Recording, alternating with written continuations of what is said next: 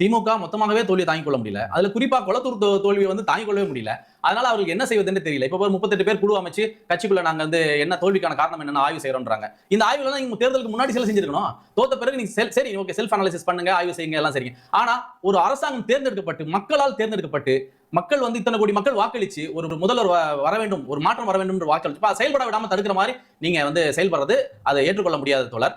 அதாவது இவங்க என்னன்னா முதல்வர் விஜய் வந்து படத்துல சொன்ன மாதிரி உசுப்பேத்துறா உம்முன்னு இருக்கணும், கடுப்பேத்துறா கம்முன்னு இருக்குன்னு சொன்ன மாதிரி இப்ப வந்து இவங்க வந்து இதுக்கெல்லாம் ரெஸ்பான்ஸ் பண்ண வேண்டிய அவசியமே இல்லைன்னு நான் நினைக்கிறேன் தோழர். ஏன்னா மக்கள் தான் ஆளும் கட்சி, மக்கள் தான் எதிர்கட்சி. நீங்க ஜனநாயக அடிப்படையில் செயல்பட்டு உருப்படியா ஏதாவது நீங்க கேள்விகள் கேட்கறீங்க, ஏதாவது ஒரு பிரச்சனை கொண்டு வரீங்க, அது உண்மையிலேயே மக்கள் சார்ந்த பிரச்சனை அப்படிங்கும் போது நாங்க அதுக்கு பதிலளிக்க கடமைப்பட்டிருக்கோம். நீங்க வந்து பொறாமையிலையும் வயிற்றுச்சலையும் நீங்க வந்து கடுப்பாகி நீங்க வந்து காலையில எதையாவது ஒண்ணு வந்து பேசிட்டு அது சரியில்லை இது சரியில்லை அப்படின்னு சொல்லிட்டு இருந்தீங்கன்னா அதுக்கெல்லாம் வந்து முதல்வர் வந்து செவி சாய்க்க வேண்டும் என்ற அவசியமே இல்லை அப்படிதான் மக்கள் நினைக்கிறார்கள் தோழர். மக்களுக்கு பதில் சொல்லலாம். மக்கள் ஒரு ஏதோ ஒரு அரசுல வந்து ஏதோ ஒரு அப்பாயின்மெண்ட் இருக்கு, அது செய்யறாங்க, உடனே நீங்க வந்து அது சரியில்லை இது சரியில்லை அவர் செயல்பட விடணும்ல. செயல்படவே விடாம என்ன செய்யறாங்கன்னு தெரியாம நீங்க உடனே அது சரியில்லை இது சரியில்லைன்னு சொன்னீங்கன்னா அதுக்கெல்லாம் நம்ம செவி சாய்த்து கொண்டிருக்க வேண்டிய அவசியம் இல்லை. அப்படி உண்மையிலே பிரச்சனை வந்தால் முதல்வர் விஜய் அவர்கள் மக்களிடம் பதில் சொல்லிக் கொள்வார்.